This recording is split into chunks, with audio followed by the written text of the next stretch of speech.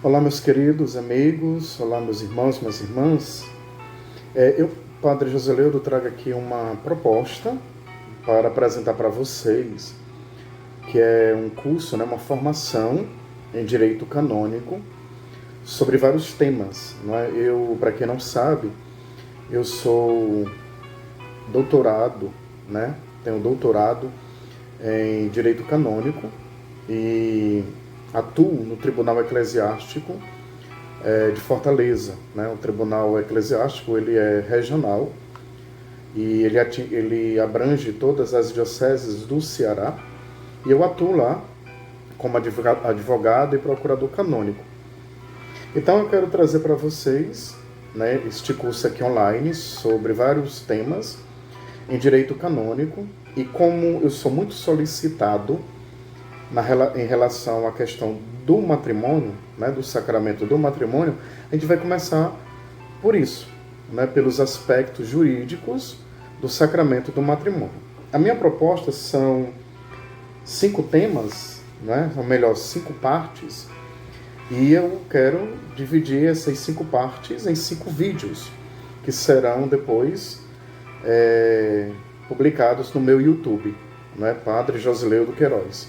Depois vocês poderão divulgar e acessar, tá bom?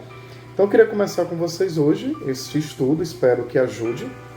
Eu tenho aqui no meu computador essa formação em slide, então eu vou acompanhar aqui pelos slides que eu preparei, tá? Então são 5 partes, então serão 5 vídeos. Hoje começamos a primeira parte, Este é o primeiro vídeo sobre os aspectos jurídicos do sacramento do matrimônio. Então, o primeiro ponto desta primeira parte, que nós já vamos começar agora, é definição de matrimônio, Como é que a Igreja define, como é que o Código de Direito Canônico define o que é o matrimônio. Segundo o Cano 1055, parágrafo 1º do Código de Direito Canônico, vigente, de 1982, o pacto matrimonial pelo qual o homem e a mulher constituem entre si o consórcio de toda a vida, por sua índole natural, ordenado ao bem dos cônjuges e à geração e educação da prole, entre batizados foi por Cristo Senhor elevado à dignidade de sacramento. No parágrafo 2º, portanto, entre batizados não pode haver contrato matrimonial válido que não seja por isso mesmo sacramento. Então esta é a definição canônica do que é o sacramento. Segundo a Igreja, segundo o Código de Direito Canônico, o matrimônio ele é um pacto, entre um homem e uma mulher, que é feito por toda a vida e para toda a vida. E, pela sua natureza, ele está ordenado a 2 bens, ou a 2 finalidades. O bem dos cônjuges, a felicidade, quem casa, casa para ser feliz, e a geração e educação dos filhos. Entre batizados, entre pessoas batizadas, foi, por Cristo, elevada à dignidade de sacramento. Então, sempre quando o matrimônio é celebrado entre 2 batizados, é sempre sacramento. Então esta é a definição que o Cano 1055, parágrafo 1º e 2º do Código de Direito Canônico, ele nos apresenta. Vamos agora para o segundo ponto, que são os aspectos teológicos. A gente aqui não vai se aprofundar muito, porque não é objeto do nosso estudo. O objeto do nosso estudo aqui é o aspecto jurídico do sacramento do matrimônio, mas os aspectos jurídicos. 2.1. Importância e dignidade do sacramento do matrimônio. A aliança matrimonial pela qual o homem e a mulher constituem entre si uma comunhão para toda a vida, recebe da criação seu vigor e sua força, bem como é levada a uma dignidade mais alta em favor dos fiéis, uma vez que se inclui entre os sacramentos da Igreja. Então, o matrimônio ele já existia na história da humanidade, Foi criado pelo próprio Cristo, pelo próprio Deus, e com Cristo, com a vinda de Cristo, Jesus institui os 7 sacramentos, Entre eles, o sacramento do matrimônio. O matrimônio é constituído pelo pacto conjugal, ou seja, o consentimento mútuo e irrevogável, mediante o qual os cônjuges se doam e recebem mutuamente. A própria união do homem e da mulher e o bem dos filhos exigem a perfeita fidelidade dos cônjuges e sua indissolúvel unidade. Quem fala isso é o documento Gaudium et Spes, do Concílio Vaticano II, no número 48. A íntima comunhão de vida e de amor, pela qual os cônjuges, já não são dois, mas uma só carne, Mateus 19, versículo 6, foi estabelecida pelo Criador, instituída com suas leis e dotada com a sua bênção. A única bênção que não foi abolida nem pelo castigo do pecado original. Este vínculo sagrado, portanto, não depende do arbítrio humano, mas do próprio autor do matrimônio, que o quis dotado de vários bens e fins. Na verdade, fazendo nova criatura e novas todas as coisas, segundo Coríntios capítulo 5, versículo 17, o Cristo Senhor quis o matrimônio reconduzido à sua forma e santidade primitivas, de tal modo que o que Deus uniu, o homem não separe. Mateus 19, versículo 6. E ainda mais, elevou este pacto conjugal indissolúvel à dignidade de sacramento, para que significasse mais claramente e exprimisse mais facilmente a imagem da sua própria aliança com a Igreja. Gaudium et Spes, número 48. Com a sua presença, levou a bênção e a alegria às bodas de Caná, transformando a água em vinho, significando assim, antecipadamente, a hora da nova e eterna aliança. Pois como outrora Deus tomou a iniciativa do pacto de amor e fidelidade com seu povo, assim agora o Salvador dos homens se apresenta à Igreja como esposo, realizando com ela uma aliança em seu mistério pascal. Então, todo esse mistério que envolve o matrimônio, Cristo o fez quando assume a nossa realidade humana. Pelo batismo, sacramento da fé, o homem e a mulher, uma só vez e para sempre, se inserem na aliança de Cristo com a Igreja, de tal modo que a sua comunhão conjugal seja assumida no amor de Cristo e enriquecida com o valor de seu sacrifício. Familiares Consórcio, número 13. Desta nova condição, se segue que o matrimônio válido entre batizados é sempre um sacramento. Pelo sacramento do matrimônio, portanto, os cônjuges cristãos exprimem o mistério da unidade e do amor fecundo entre Cristo e a Igreja, e dele participam. Efésios capítulo 5, versículo 25. Por isso, ajudam-se na santificação um ao outro na vida conjugal, como na aceitação e educação dos filhos. E tem para isso, no seu estado em função, um dom especial dentro do povo de Deus. Lumen Gentium, número 11.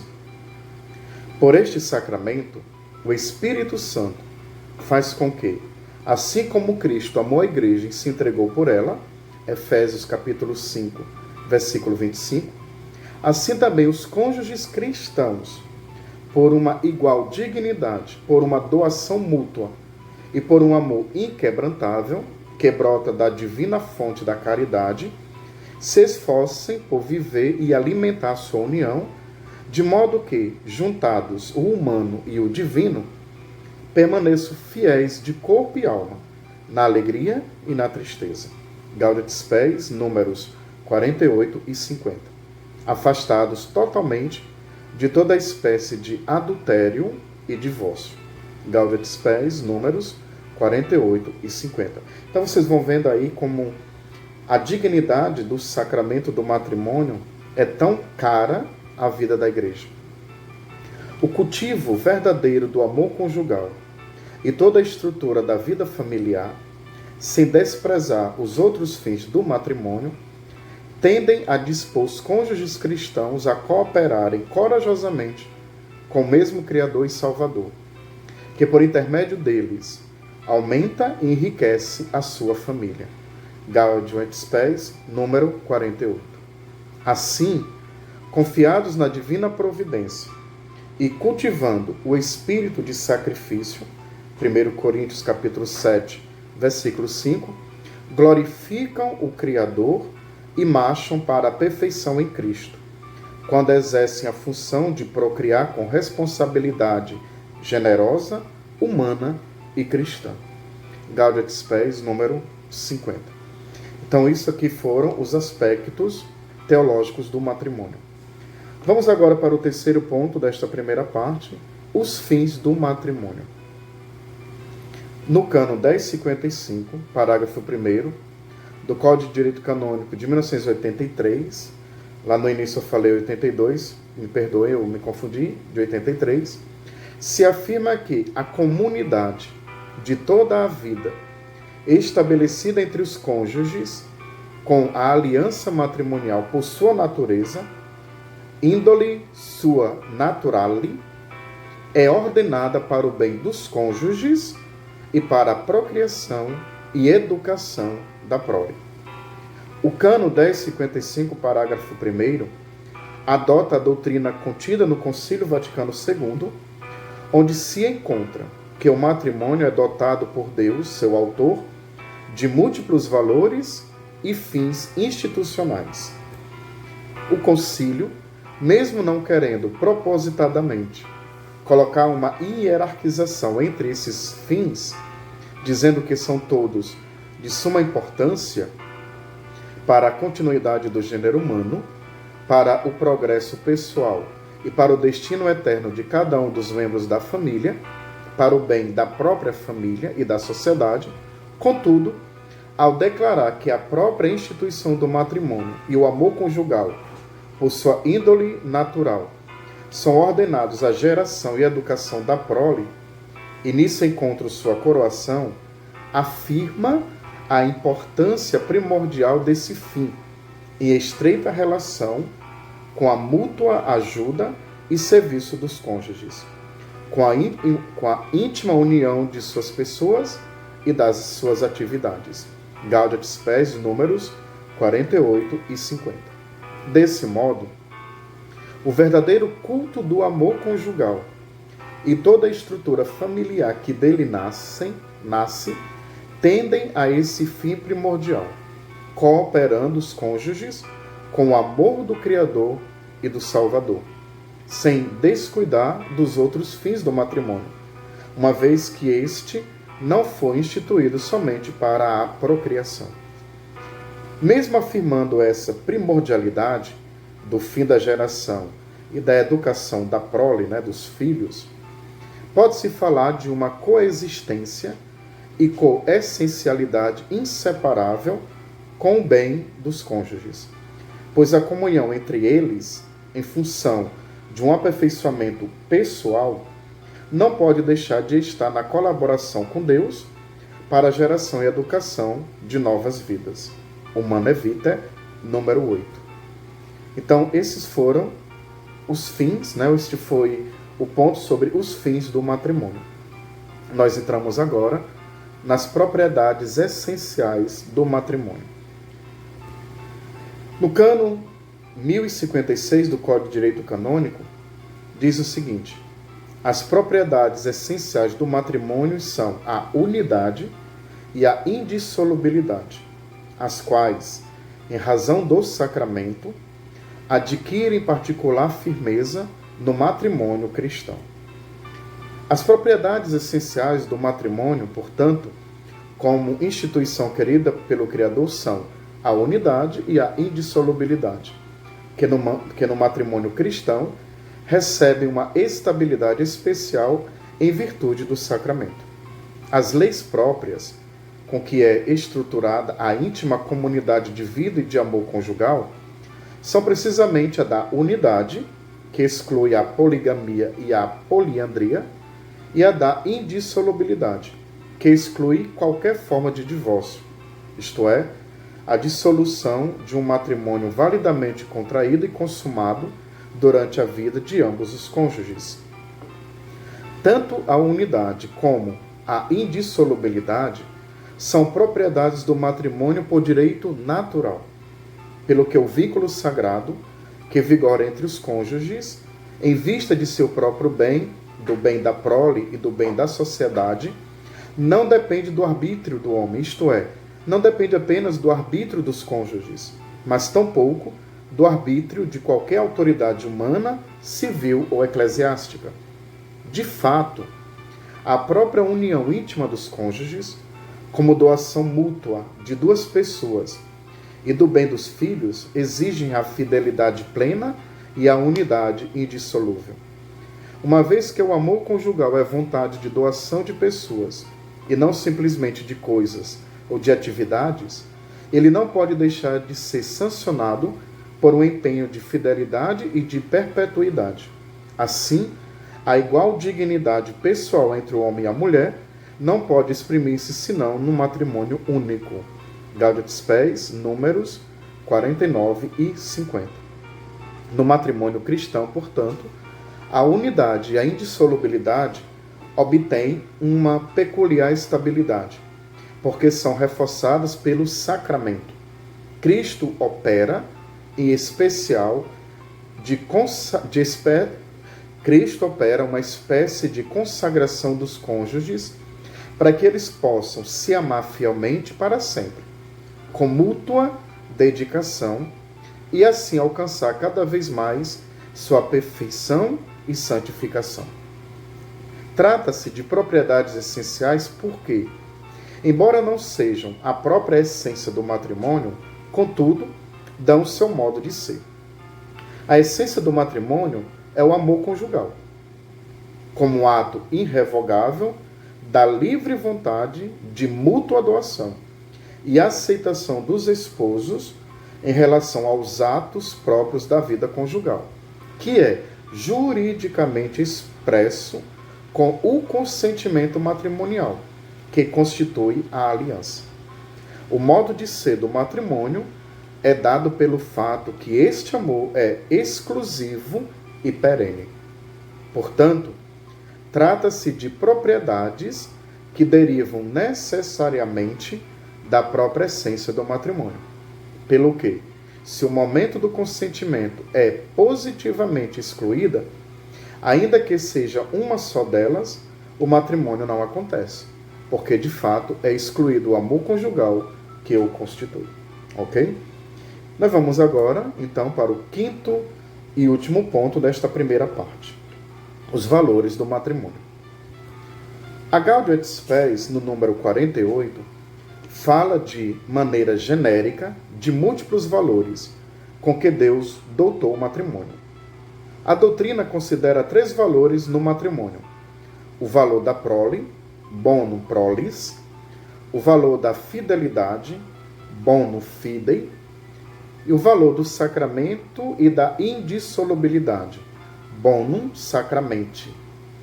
Essa doutrina tem sua origem em Santo Agostinho, que vê esses valores mais como remédios para o matrimônio e para seu uso. Atualmente, a jurisprudência considera-os em ordem à determinação da validade do matrimônio. No que se refere ao conteúdo de cada um desses 3 valores, podemos afirmar: sobre o bonum prolis, compreende o fim primordial da instituição do matrimônio e do amor conjugal, isto é, a geração e a educação da prole. Gaudium et Spes, número 48, cânon 1055, parágrafo 1º. Sobre o bonum fidei, identifica-se com a íntima união das pessoas e das atividades, portanto, com a comunidade de toda a vida, na qual os cônjuges se prestam mútua ajuda e serviço, de modo a vivenciar na fidelidade o sentido de sua unidade e alcançá-la cada vez mais plenamente. Gaudium et Spes 48, cânones 1055, parágrafo 1º e 1056. E sobre o bonum sacramenti, compreende a indissolúvel unidade do matrimônio e a graça do sacramento. Gaudet Spes 48, Cânones 1055, parágrafo 1º e 1056.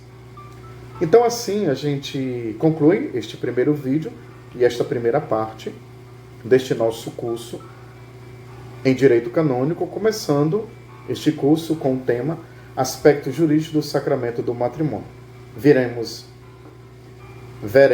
melhor dizendo, no segundo vídeo, sobre os aspectos jurídicos do matrimônio, na segunda parte, causa do matrimônio e consentimento dos cônjuges. Aguarde então o nosso segundo vídeo. Abraço.